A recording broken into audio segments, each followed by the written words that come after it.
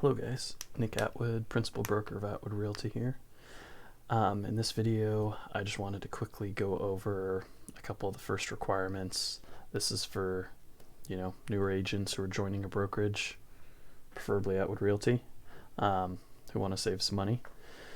So let's see here. First, we've got a contract or application for membership for your local association of realtors.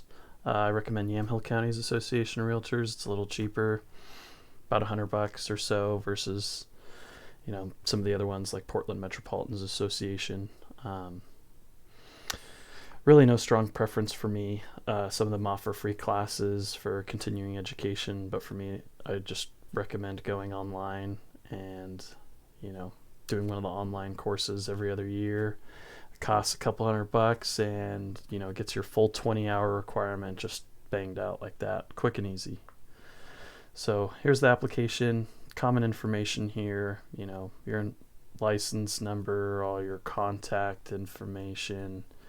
Once you fill this out, you need to email it to Yamhill County's Association of Realtors. I'll provide that email in the video description. And this gives you access to be a member of NAR, the National Association of Realtors, OAR, which is Oregon's Association of Realtors, and your local association. So Yamhill County, Portland Metropolitan, Willamette Valley, those are all local associations. So once you have this filled out, you've paid the fees right now. I think Yamhill County's somewhere around $600. That's annually. You pay that fee, you get your NRDS number, and your NRDS number you need for RMLS access and some of the other software tools.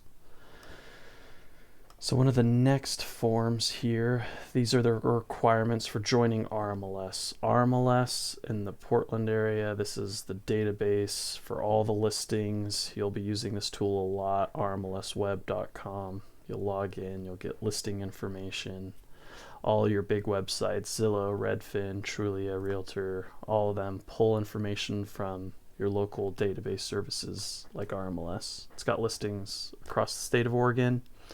There are other local database systems, WVMLS, FlexMLS, depending on the area, but for the most part, you're going to be mainly working in RMLS if you're working in the Portland metropolitan area. Some of the requirements, you need to be licensed, obviously, part of an office that is active in good standing with the Board or Association, and fill out the form. So here's what the form looks like for RMLS. You've got your personal information up here, brokerage information, so for my brokers, Atwood Realty, the brokerage address, ID, all that information.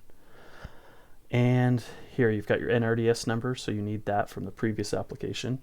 The Board or Association name, real estate license number, method of validation for security, put in a user ID that you'd prefer. You're going to want to check this box here for BR. Broker can add, modify listings for brokerage office. That's my preference for Atwood Realty. Lockbox access. There are a couple different ways to access lockboxes on the property. On listings, you've got, the most common box now is kind of like a white beige colored plastic box that is accessible via Bluetooth. So you can, just pop open your phone, enter your PIN, the box opens automatically. The older boxes you'll still see every once in a while. They're a black color, and you'd have to put in a code manually and use your phone to generate the code. Or there's also a Sentry key card that needs to be activated daily. Comes with a card reader. It's good to have in a backup situation if you don't have cell reception at a listing. Very important to have your card. That situation pops up every once in a while. There's a way around that. You could drive back to an area that has reception, and you could actually renew your card so many times over the phone instead of needing to plug it into a computer, which is kind of handy. So check those associated boxes there. Put in your information there as a subscriber and the principal broker.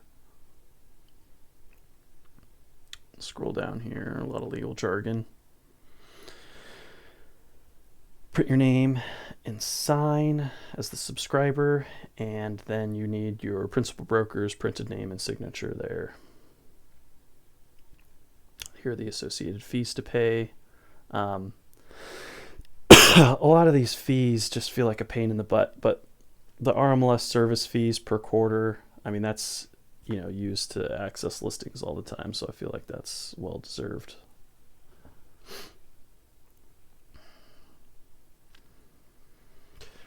Authorized user agreement, participating broker, name of company and subscriber here, all pretty self-explanatory.